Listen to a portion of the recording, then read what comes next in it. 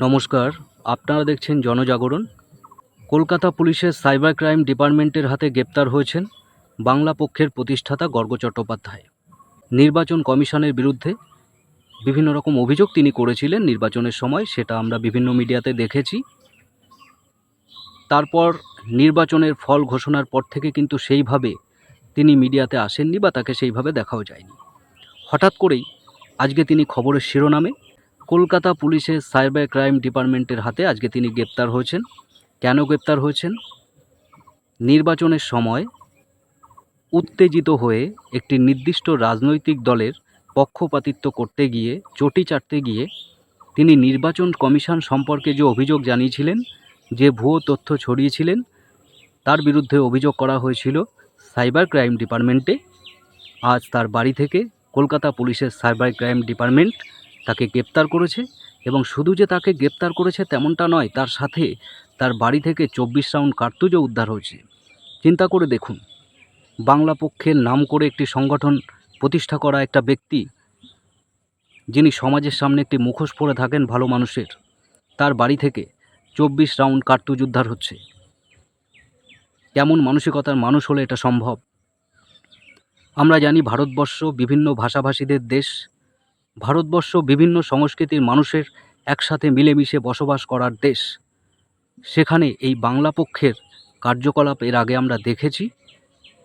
বাঙালিদের, বাংলাভাষীদের পাশে থাকার নাম করে যেভাবে তিনি বাংলার মধ্যে বিদ্বেষ তৈরি করার চেষ্টা করেছিলেন, তার কারণেই বাইরে অন্যান্য রাজ্যে কর্মসূত্রে থাকা বহু বাঙালিকে বিভিন্ন সময় বিভিন্ন সমস্যার সম্মুখীন হতে হয়েছে।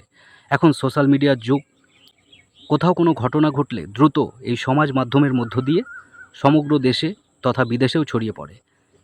বিভিন্ন রাজ্যের মানুষ বিভিন্ন রাজ্যে কর্মসূত্রে হোক বা যে কারণেই হোক তারা যেতে পারে, বাঙালিরাও যেতে পারে। এটাই তো আমাদের একটা গর্বের বিষয়, যেখানে আমরা সকলেই মিলেমিশে একসাথে বসবাস করি।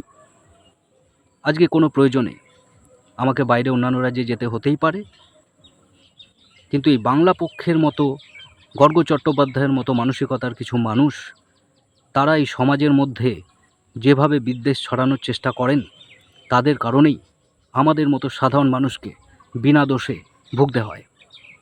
যাই হোক, আমরা সকলেই দেখেছি নির্বাচনের সময় নির্বাচন সংক্রান্ত কী অভিযোগ তিনি করেছিলেন, নির্বাচন কমিশনের বিরুদ্ধে কী অভিযোগ তিনি তুলেছিলেন, সেটা আমরা সকলেই দেখেছি। যেখানে রাজ্যের সাধারণ মানুষ নির্বাচন নিয়ে কোনো অভিযোগ করেনি, তৃণমূল যেহেতু খুব শোচনীয় অবস্থার মধ্যে রয়েছে, সেই কারণেই তৃণমূল বিভিন্ন সময় বিভিন্ন রকম অভিযোগ করেছে এবং করাটা স্বাভাবিক। কিন্তু রাজ্যের সাধারণ মানুষ জানে নির্বাচন কেমন হয়েছে। অন্যান্য বারের তুলনায় এবার নির্বাচনে হিংসা তেমনটা প্রায় হয়নি বললেই চলে। নির্বাচন কমিশনার এত কঠোর প্রশাসনিক ব্যবস্থার মধ্য দিয়ে এই নির্বাচনকে পরিচালনা করার চেষ্টা করেছেন যে তৃণমূলের দুষ্কৃতীরা এই ভোটে, এই নির্বাচনে সেইভাবে কোনো হিংসাত্মক কার্যকলাপ করে ওঠার সুযোগ পায়নি। এই বাংলা পক্ষও তৃণমূলের হয়ে, এই গর্গ চট্টোপাধ্যায় তৃণমূলের হয়ে তৃণমূলের পাশে দাঁড়ানোর জন্যে নির্বাচন কমিশন সম্পর্কে, নির্বাচন নিয়ে বিভিন্ন ধরনের প্রশ্ন তুলেছিলেন। স্বভাবতই তার বিরুদ্ধে কেস হয়েছিল সাইবার ক্রাইম ডিপার্টমেন্টে, এবং সাইবার ক্রাইম ডিপার্টমেন্ট আজ তাকে তার বাড়ি থেকে গ্রেপ্তার করেছে। এবং শুধু গ্রেপ্তার করেছে তেমনটা নয়, তার বাড়ি থেকে 24 রাউন্ড কার্তুজও উদ্ধার হয়েছে।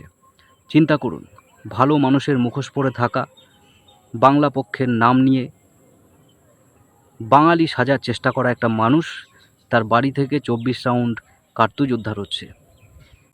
বিগত সরকার, তৃণমূল, তারা কি বাংলা তৈরি করতে চাইছিলেন তার নমুনা তো আমরা দেখতেই পাচ্ছি। গতকাল প্রাক্তন দমকল মন্ত্রী সুজিত বসু গ্রেপ্তার হয়েছেন পুরো নিয়োগ দুর্নীতিতে।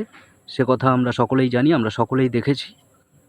প্রত্যেকটা ক্ষেত্রে তৃণমূল সরকার যেভাবে দুর্নীতি করেছে, সেই সকল দুর্নীতি যদি সঠিকভাবে তদন্ত হয়, ভবিষ্যতে তৃণমূল নামক দলটা পশ্চিমবঙ্গে থাকবে কিনা সন্দেহ আছে।